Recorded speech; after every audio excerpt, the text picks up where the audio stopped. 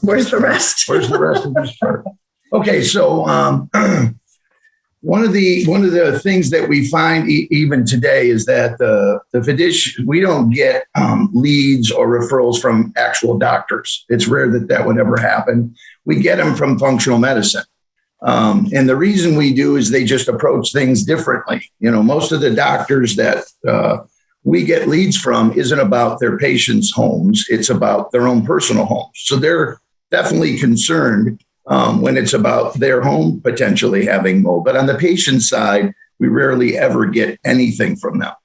I go to this part here. Well, we're kind of trying to figure out how potentially, we can work together and cooperate and provide information to each other through the processes that you guys go through in your practices in order to identify possible mold conditions and, tell you a little bit about the assessment process that we use on our side to be able to discuss with people what could potentially be causing the mold that now you have identified is existing in their body somehow.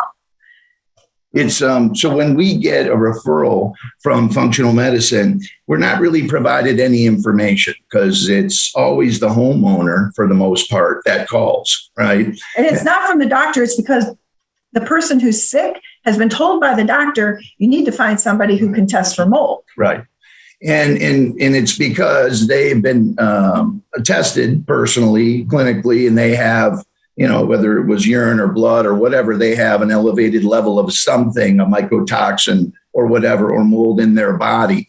But, they don't know where that came from. Obviously, the doctor doesn't know where it came from. So when you get a test result like that, it's scary, right, for people. And they're wondering, where is this coming from?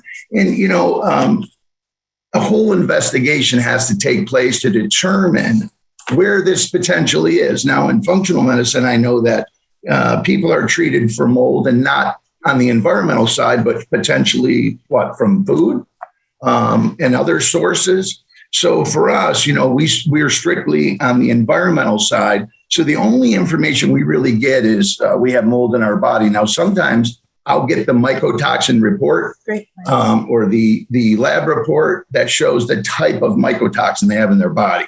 Now, when I get that, I can usually tell based on the mycotoxin what type of spores, right, cause that mycotoxin. All right.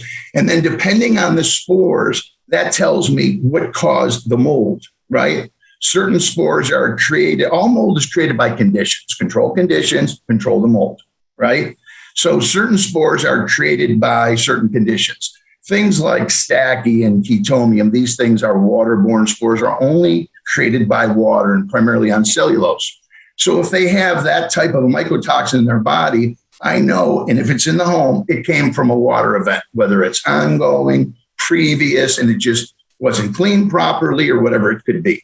The most common mold, like Penicillium aspergillus and some others, it only takes elevated humidity or moisture to grow something like that. So if that mycotoxin is in their body, orchotoxin or whatever, I know kind of that's where it came from. It's a condition in the home, not necessarily water. Or if it's cladosporium, which is a different mycotoxin, that kind of tells me condensation grows cladosporium. It's like the stuff you get around your windows. That's cladosporium when your windows sweat in your home, your doors sweat.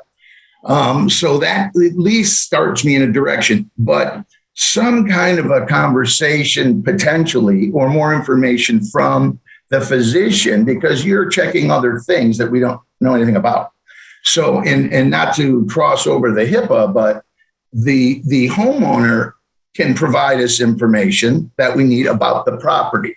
But a relationship with the physician who might make a 5-minute phone call to us, after we're contacted to help us down a path based on the patient would be helpful.